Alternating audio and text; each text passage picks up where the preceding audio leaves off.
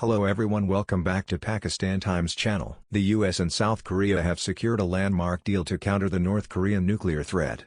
Washington has agreed to periodically deploy US nuclear-armed submarines to South Korea and involve Seoul in its nuclear planning operations. In return, South Korea has agreed to not develop its own nuclear weapons. The Washington Declaration will strengthen the Allies' cooperation in deterring a North Korean attack, U.S. President Joe Biden said. Concern has been rising on both sides about the nuclear threat posed by North Korea. Pyongyang is developing tactical nuclear weapons that can target South Korea, and refining its long-range weapons that can reach the U.S. mainland. The U.S. already has a treaty obligation to defend South Korea, and has previously pledged to use nuclear weapons if necessary.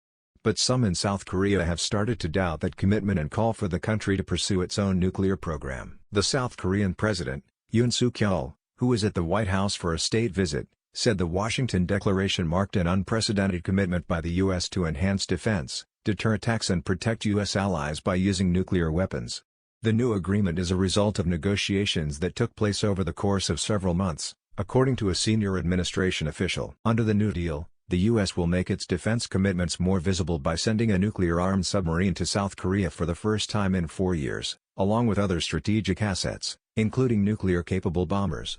The two sides will also develop a nuclear consultative group to discuss nuclear planning issues.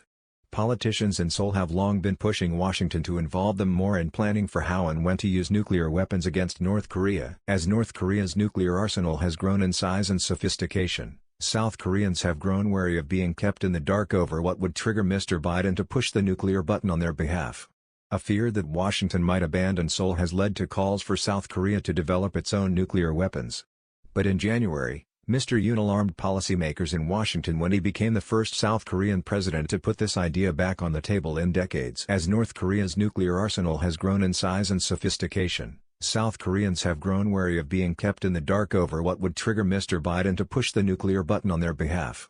A fear that Washington might abandon Seoul has led to calls for South Korea to develop